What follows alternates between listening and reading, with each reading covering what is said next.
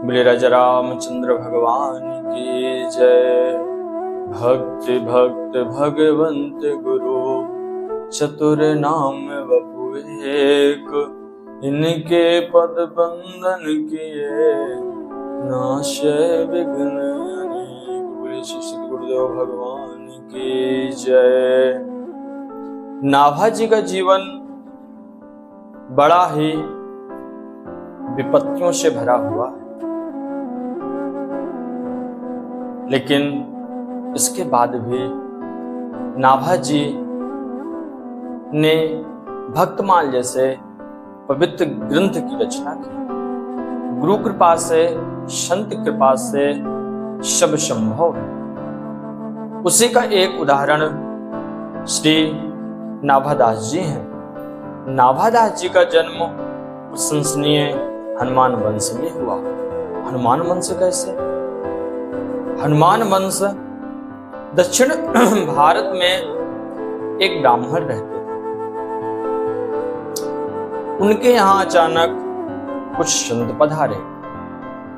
उन संतों की उन्होंने खूब सेवा की, बहुत ही मन से, बहुत ही निष्ठा से खूब बढ़िया सेवा की। उस सेवा का परिणाम क्या हुआ कि उन संतों ने उन ब्राह्मण दंपति से पूछा कि आप लोग कुशल मंगल से तो है ना? तो उन ब्राह्मण ने संतों के चरणों में निवेदन किया कि महाराज, हमारे पास सब कुछ है लेकिन संतान नहीं। तब संतों ने कृपा करके हनुमान जी की आराधना करने को कहा। उन संतों के वचनों पर विश्वास करते हुए उस ब्राह्मण ने हनुमान जी की 12 वर्षों तक खूब तपस्या की, खूब आराधना की। उस ब्राह्मण से प्रसन्न होकर हनुमान जी ने प्रत्यक्ष दर्शन दिया और उस ब्राह्मण से कहा, बताओ क्या चाहिए आपको?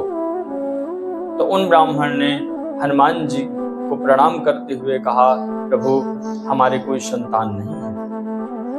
हनुमान जी ने समझाया कि भजन करो। भजन किस में निमित्त होना चाहिए? ठाकुर जी की प्राप्ति के लिए, ठाकुर जी की खुशी के लिए। कहा ये तो भौतिक संपत्ति है, पुत्र, पत्नी, धन, ऐश्वर्य आदि ये सब भौतिक संपत्तियां हैं।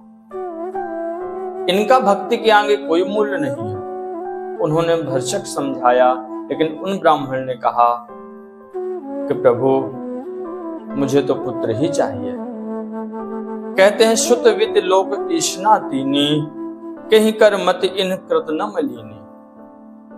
इतना समझाने के बाद भी उस ब्राह्मण ने कहा, महाराज हमें पुत्र चाहिए।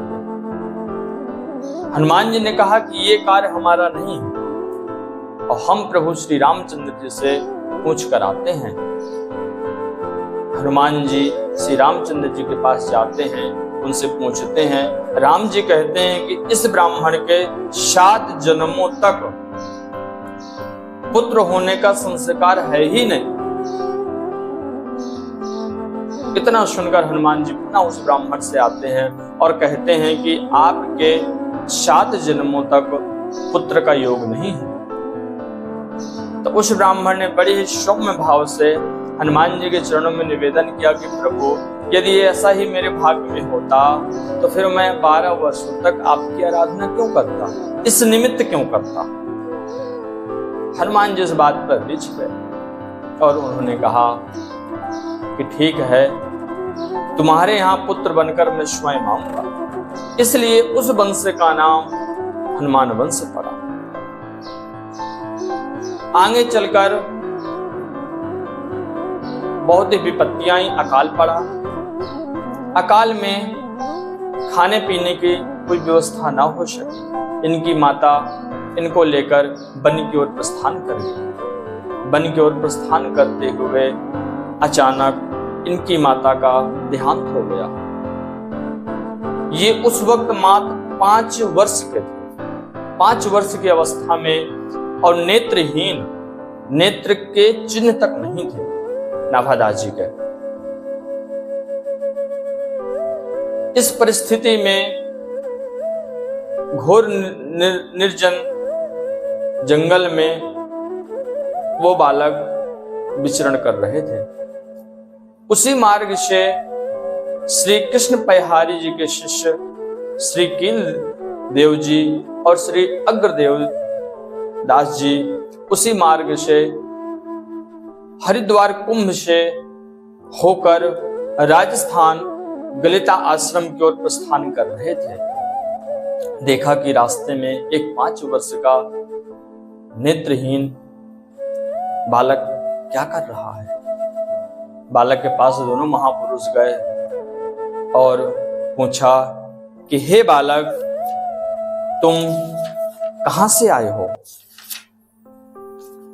उस बालक ने बड़ा ही सुंदर उत्तर दिया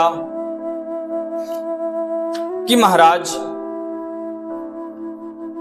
कर्मों के विधान से जीव आता और जाता है। कर्म प्रधान विश्व रच राखा, जो जस करे सो तस फल चाखा। जो जैसा कर्म करता है, कर्म के अधीन ही उसका आवागमन होता है। प्रारब्ध अनुसार ही जीव का इस धरा में आना होता है।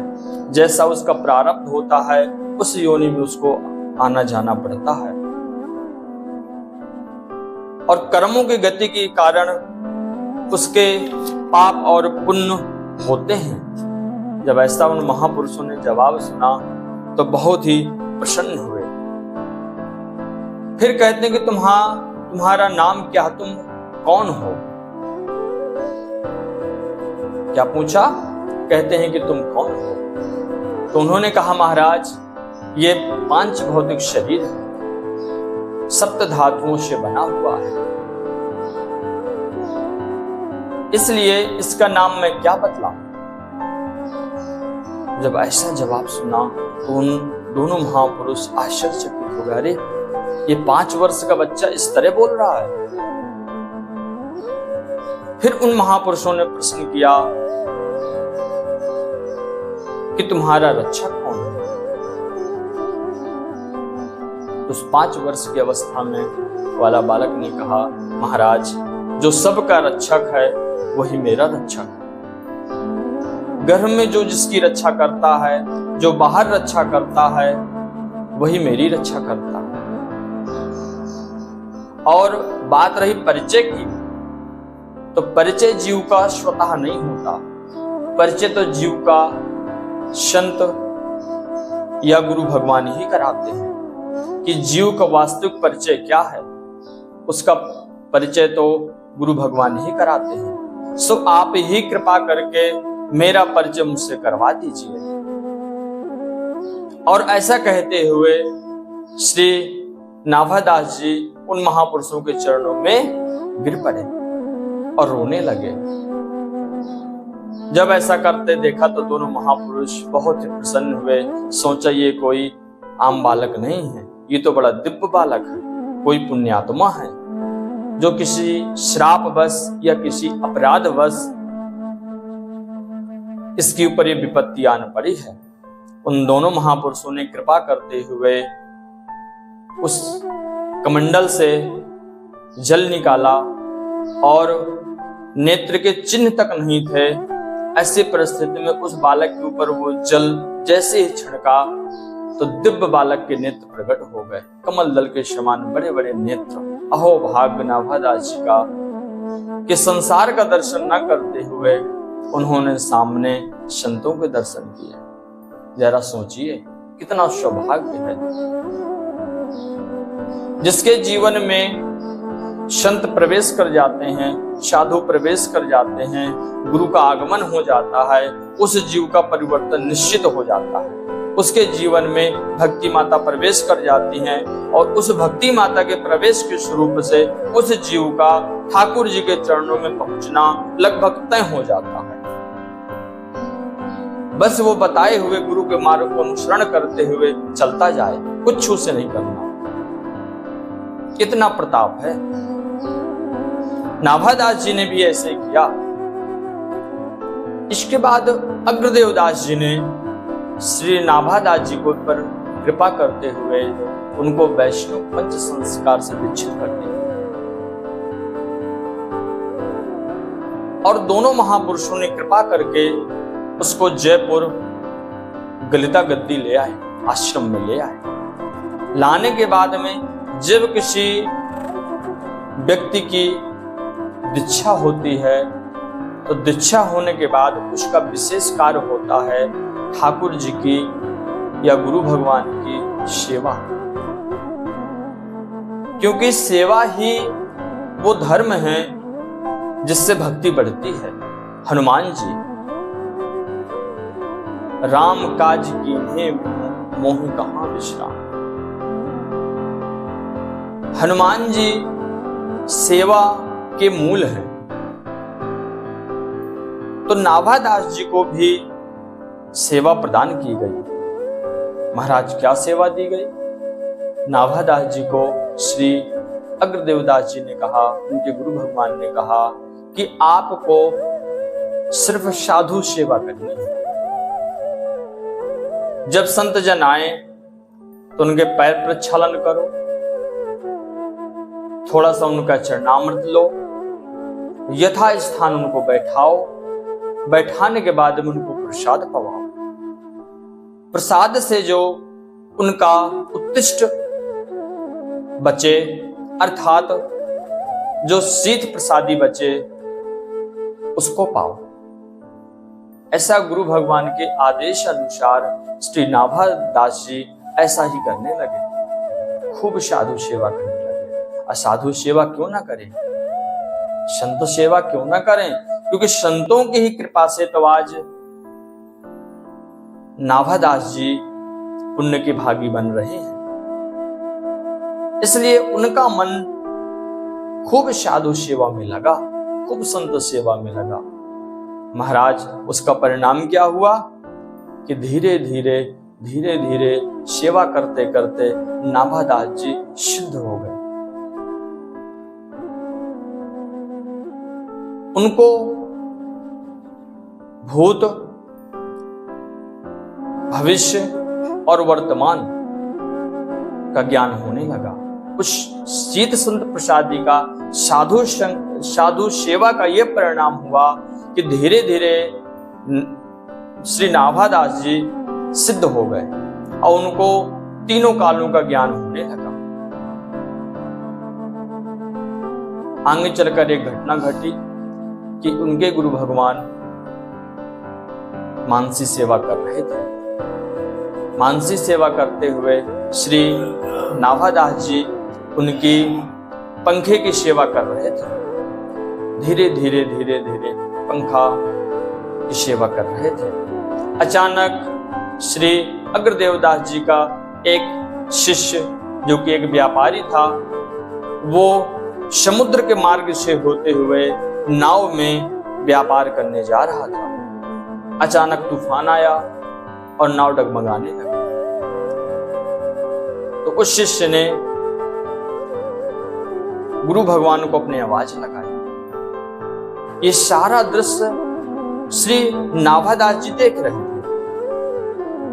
तो नाभादास जी ने सोचा कि इस घटना से श्री गुरुदेव भगवान की सेवा में कोई विघ्न उत्पन्न ना हो, इसलिए उन्हें धीरे से उसी पंखे से नाव साध दी। जब नाव साध दी तो उस जो व्यापारी शिष्य था तो वो आगे बढ़ गया और कुछ समय बाद जब उनके गुरु भगवान की मानसिक सेवा पूर्ण हुई तब चिंतन में आया कि उनका शिष्य उन्हें पुकार रहा था। तो फिर सारा जब चिंतन किया तो नाभादास जी ने कहा कि महाराज सब हो गया, सब ठीक हो गया। तब उन्होंने कहा कि ये कैसे, तुमको कैसे पता? तो बड़ी विनम्रता के साथ में हाथ जोड़ते हुए चरणों में गिरते हुए श्री नाभादास जी बोले कि हे गुरुवर, सब आपकी ही तो कृपा है, आपकी ही कृपा है, संतों की ही कृपा है। तब श्री अग्रदेवदास जी जान गए कि उनका शिष्य सिद्ध हो गया है। तब उन्होंने कहा कि ठीक है, तुम संतों की कृपा से ही सिद्ध हुए हो, तो अब संतों का ही चित्र लिखो। तो ऐसे ही बढ़ते हुए गुरु आज्ञा से श्री नाभादास जी ने इस पवित्र भक्तमाल ग्रंथ की रचना की। तो आज भी हमें पूरी निष्ठा से संत सेवा, गुरु भगवान की सेवा करनी चाहिए। उसका परिणाम बहुत ही सुंदर होता है। यदि हम निष्ठा से सेवा करते हैं तो कुछ समय बाद उसका फल हमें जरूर समझ में आने लगता है, क्योंकि ये चीजें भौतिक नहीं है।